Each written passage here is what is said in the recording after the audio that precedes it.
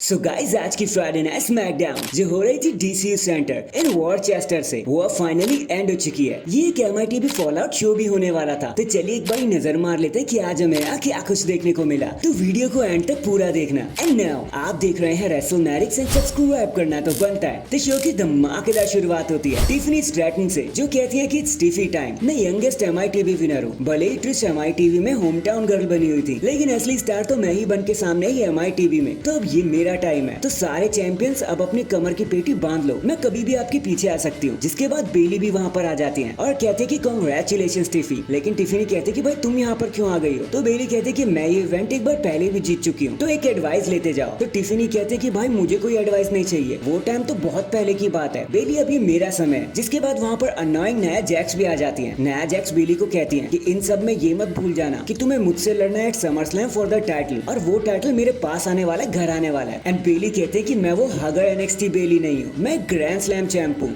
सो तुम बच के रहना नया।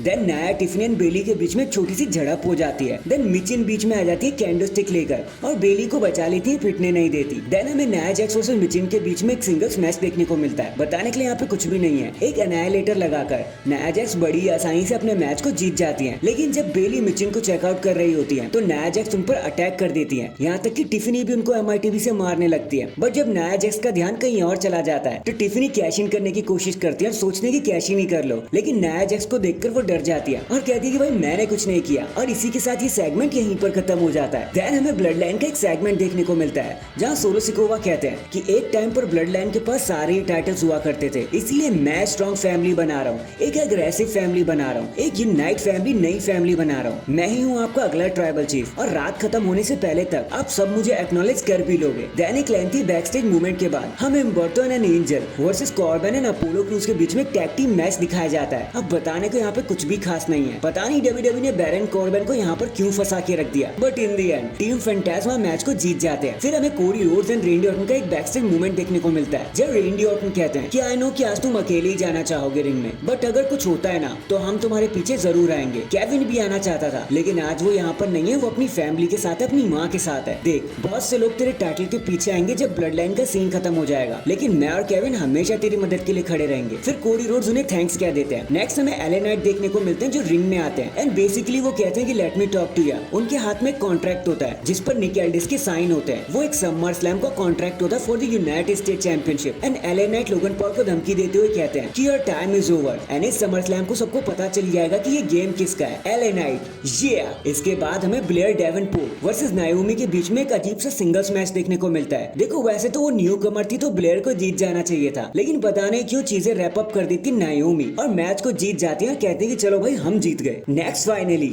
ये सारी चीजें लीड करती है हमें हमारे main event tag team match की तरफ, which is the championship match. Grayson Waller Austin theory challenge कर रहे थे डीआईवाई को, जहां बताने के लिए लिटरली कुछ भी नहीं है यार। ये मैच एकदम सिंपल और एवरेज सा था, बड़ी आसानी से, क्योंकि वो नए चैंपियंस थे तो बड़ी ही आसानी से डीआईवाई ने अपने चैलेंजर्स को हरा दिया। ग्रेसन वॉलर ऑस्टिन थ्योरी को डाटा बाय बाय कह दिया, हर टाइटल को कर लिया रिटेन। लेकिन इसके अचानक से बाद ब्लड लाइन आकर उन पर अटैक कर देते हैं और फिर डीआईवाई को लैमिनेट करने के बाद सोलो सिकोवा भी रिंग में चले आते हैं और कहते हैं कि चलो मुझे एक्नॉलेज करो। जानते हो ना जो लोग मुझे एक्नॉलेज नहीं करते उनका क्या हाल होता है। यकीन नहीं है तो जिमी से पूछ लो, पॉल हेमन से पूछ लो, वो आपको बता देंगे। और बात रही आपके रोमन रेंस की कि वो आएंगे या नहीं, तो देखो अगर वो आते भी है ना तो वो भी मुझे एक्नॉलेज करेंगे क्योंकि अब हम है असली ब्लड लाइन। बट तभी कोडी रोड्स वहां पर आ जाते हैं और कहते हैं कि सोलो बातों का समय अब खत्म हो चुका है, मैंने बात कर ली है निक एल्डिस से, you and me at summer slam for the WWE title, लेकिन मुझे समर स्लैम का वेट नहीं करना, चलो अभी इसी वक्त यहाँ पर लड़ाई करते हैं। जिसके बाद सब मिलकर कोडी रोड्स को मारने लग जाते हैं। कोडी रोड्स अकेले पड़ जाते हैं कि तभी वहाँ पर रेंडी ऑर्टन आ जाते हैं उनकी जान बचाने के लिए, और थोड़े टाइम के लिए रेंडी ऑर्टन सबको न्यूट्रलाइज कर देते हैं और कोडी रोड्स को चेकआउट करने लगते हैं कि बस यही ओपनिंग देख लेते हैं ब्लड लाइन। और ब्लड लाइन एक बार फिर से उन पर अटैक करने लगते हैं और इस बार तो क्या गंदी मार लगाते हैं वो दोनों के ऊपर। वो कोडी रोड्स को पूरी तरीके से रोप पर क्रूसिफाइड कर देते हैं और उन्हीं के सामने